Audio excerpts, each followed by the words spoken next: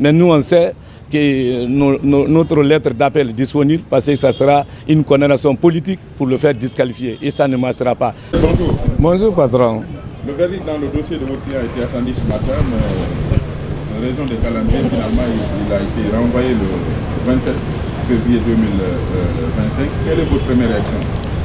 Bon, une affaire mise en délibéré, on va laisser le temps pour le juge de décider souverainement. Souhaitons que la fumée soit blanche, que le droit puisse triompher. Tout ce que je sais, c'est que depuis 8 heures, on était là pour écouter au moins. Bon, pour des raisons de calendrier, c'est de leur souveraineté. Ils ont prorogé au 27. Bon, qu'à cela ne tienne, nous on reste ferme. M. Kassory est malade, il demande d'être soigné. On reste catégorique. Nous vous prions de faire constater que les 15 milliards, que la coordinatrice devant la CRIEF là est jugée pour le même montant de 15 milliards. Nous vous prions de constater que M. Kassory est poursuivi pour un montant dont jusqu'à date, il y a 12 milliards qui sont logés à la Banque centrale. Et nous retirons que les 3 milliards, c'est sur appel d'offres que l'actuel ministre de l'Énergie a bénéficié pour faire sur l'entretien sanitaire de l'ensemble des hôpitaux de la République. S'il est poursuivi pour cela, il est en détention politique.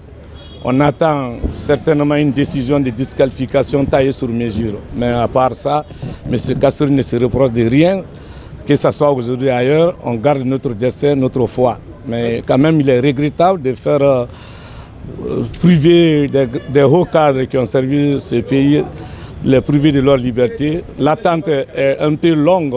Nous sommes fatigués de cette détention de plus de 3 ans en détention préventive dans une république.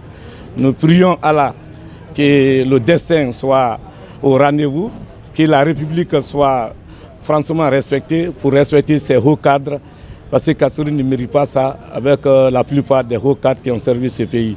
Si on fait des disqualifications purement politiques sans penser à Dieu aussi, le souverain décide. Donc notre destin et le destin même de la République est entre les mains de Dieu. Tout ce qu'on va calculer, le dernier et le meilleur juge, c'est Dieu. Kassory croit à sa foi, à sa famille, à la République, et il croit à son innocence. Souhaitons que le droit triomphe. Je vous remercie. M. Berete, vous disiez ce matin que vous viendrez écouter sa condamnation. Est-ce que cette prorogation vous rend plus optimiste quant à l'issue du procès? Non, quelqu'un un citoyen à qui on a refusé le soin, un citoyen dont on a ordonné la liberté, même par une décision de justice internationale par la CEDEAO, on a refusé d'exécuter. Un citoyen qui a été libéré ici par devant la CRIEF avec un cautionnement de 3 milliards, on a refusé de le libérer.